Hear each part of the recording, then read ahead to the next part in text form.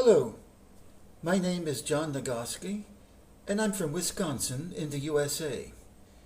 I would like to introduce you to my channel, English Reading with Questions and Answers. The Richest Man in Babylon, 1926, as read by John Nagoski.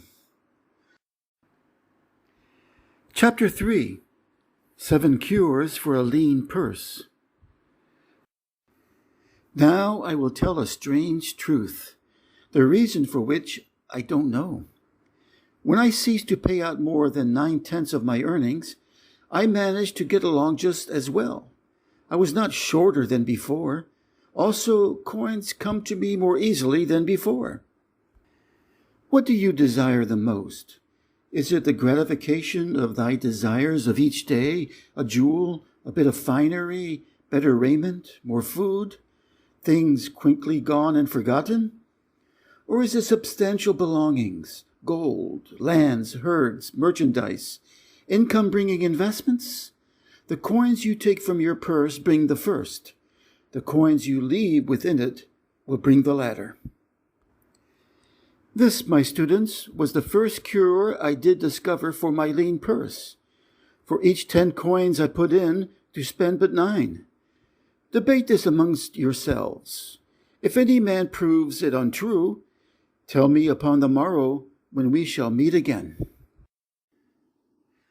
The second cure, control your expenditures. Some of your members, my students, have asked me this. How can a man keep 1/10 of all he earns in his purse when all the coins he earns are not enough for his necessary expenses? So did Arcot address his students upon the second day.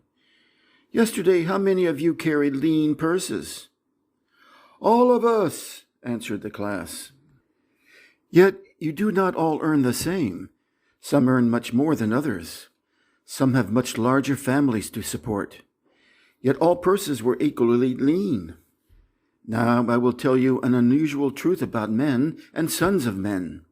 It is this, that what each of us calls our necessary expenses will always grow to equal our incomes unless we protest to the contrary. Don't confuse the necessary expenses with your desires. Each of you, together with your good families, have more desires than your earnings can gratify. All men are burdened with more desires than they can gratify. Do you think with my wealth I may gratify every desire? It's a false idea. There are limits to my time. There are limits to my strength. There are limits to the distance I may travel. There are limits to what I may eat. There are limits to the zest with which I may enjoy. I say to you that just as weeds grow in a field wherever the farmer leaves space for their roots, even so freely do desires grow in men whenever there is a possibility of their being gratified. Your desires are a multitude, and those that you may gratify are but few. Study thoughtfully your accustomed habits of living. May be most often found certain accepted expenses that may wisely be reduced or eliminated. Let your motto be 100% of appreciated value demanded for each coin spent. Therefore, engrave upon the clay each thing for which you desire to spend. Select those that are necessary and others that are possible through the expenditure of 9/10 of your income. Cross out the rest and consider them but a part of that great multitude of desires that must go unsatisfied, and regret them not. Don't touch the 1/10 that is fattening your purse. Let this be your great desire that is being fulfilled. Keep working with your budget. Keep adjusting it to help you. Make it your first assistant in defending your fattening purse. One of the students, wearing a robe of red and gold, arose and said, I am a free man. I believe that it is my right to enjoy the good things of life. Therefore do I rebel against the slavery of a budget which determines just how much I may spend and for what. I feel it would take much pleasure from my life and make me little more than a pack-ass to carry a burden. To him, Arkad replied, "Who, my friend, would determine your budget?" "I would make it for myself," responded the protesting one. In that case, where a pack has to budget his burden, would he include jewels and rugs and heavy bars of gold? Not so. He would include hay and grain and a bag of water for the desert trail. The purpose of a budget is to help your purse to fatten. It is to assist you to have your necessities and, insofar as attainable, your other desires. It is to enable you to realize your most cherished desires by defending them from your casual wishes. Like a bright light in a dark cave, your budget shows up the leaks from your purse and enables you to stop them and control your expenditures for definite and gratifying purposes. This, then, is the second cure for a lean purse. Budget your expenses that you have coins to pay for your necessities, to pay for your enjoyments, and to gratify your worthwhile desires without spending more than 9/10 of your earnings. The third cure: make your gold multiply. See your lean purse is fattening. You have disciplined yourself to leave 1/10 of all you earned. You have controlled your expenditures to protect your growing treasure. Next, we will consider means to put your treasure to labor and to increase. The earnings it will make shall build our fortunes. So spoke Arkad upon the third day to his class. My first investment was unfortunate, for I lost all. Its tale I will relate later. My first profitable investment was a loan I made to a man named Agar, a shield maker. Once each year did he buy large shipments of bronze brought from across the sea to use in his trade. Lacking sufficient capital to pay the merchants, he would borrow from those who had extra coins. He was an honorable man. His borrowing he would repay, together with a liberal rental, as he sold his shields. Each time I loaned to him, I loaned back also the rental he had paid to me.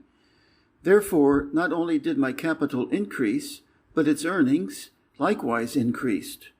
Most gratifying was it to have these sums returned to my purse. I tell you, my students, a man's wealth is not in the coins he carries in his purse. It is the income he builds, the golden stream that continually flows into his purse and keeps it always bulging. That is what every man desires. That is what you, each one of you, desire, an income that continues to come whether you work or travel. Great income I have acquired, so great that I am called a very rich man. My loans to Agar were my first training in profitable investment. Gaining wisdom from this experience, I extended my loans and investments as my capital increased.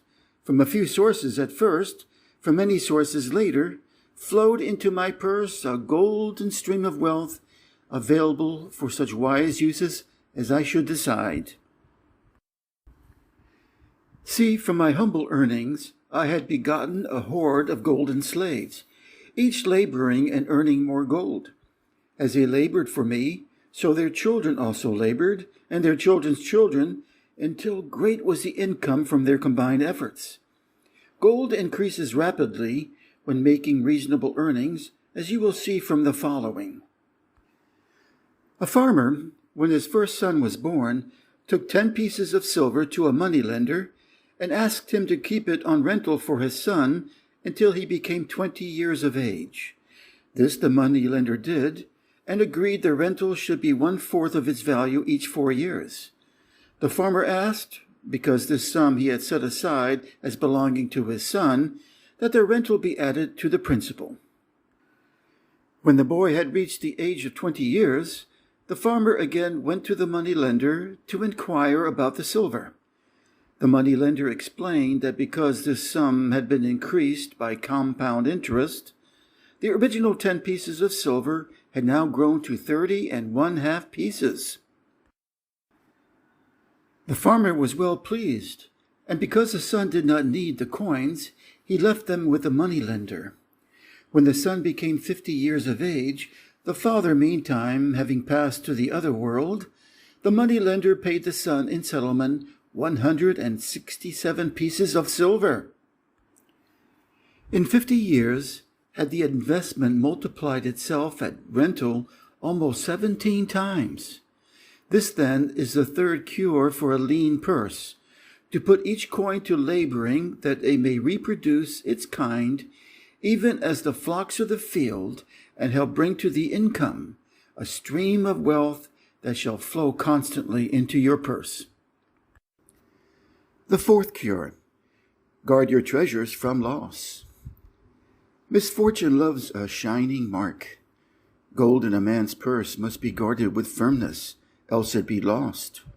Thus it is wise that we must first secure small amounts and learn to protect them before the gods entrust us with larger. So spoke Arcad upon the fourth day to his class. Every owner of gold is tempted by opportunities whereby it would seem that he could make large sums by its investment in most plausible projects. Often friends and relatives are eagerly entering such investment and urge him to follow. The first sound principle of investment is security for your principal. It is wise to be intrigued by larger earnings when the principal may be lost? I say not. The penalty of risk is probable loss. Study carefully, before parting with your treasure, each assurance that it may be safely reclaimed. Before you loan it to any man, assure yourself of his ability to repay and his reputation for doing so, that you may not unwittingly be making him a present of your hard-earned treasure. Before you entrust it as an investment in any field, acquaint yourself with the dangers which may beset it. My own first investment was a tragedy to me at the time. The guarded savings of a year I did entrust to a brickmaker named Asmore, who was traveling over the far seas, and in Tyre agreed to buy for me the rare jewels of the Phoenicians. These we would sell upon his return and divide the profits. The Phoenicians were scoundrels and sold in bits of glass. My treasure was lost. Today my training could show to me at once the folly of entrusting a brickmaker to buy jewels. Therefore, I advise you from the wisdom of my experiences, be not too confident of your own wisdom in entrusting your treasures to the possible pitfalls of investments. Better by far to consult the wisdom of those experienced in handling money for profit. Such advice is freely given for the asking, and may readily possess a value equal in gold to the sum you consider investing. In truth, such is its actual value if it save you from loss.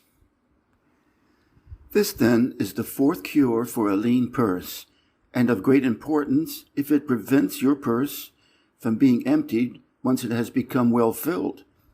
Guard your treasure from loss by investing only where your principal is safe, where it may be reclaimed if desirable, and where you will not fail to collect a fair rental. Consult with wise men. Secure the advice of those experienced in the profitable handling of gold. Let their wisdom protect your treasure from unsafe investments.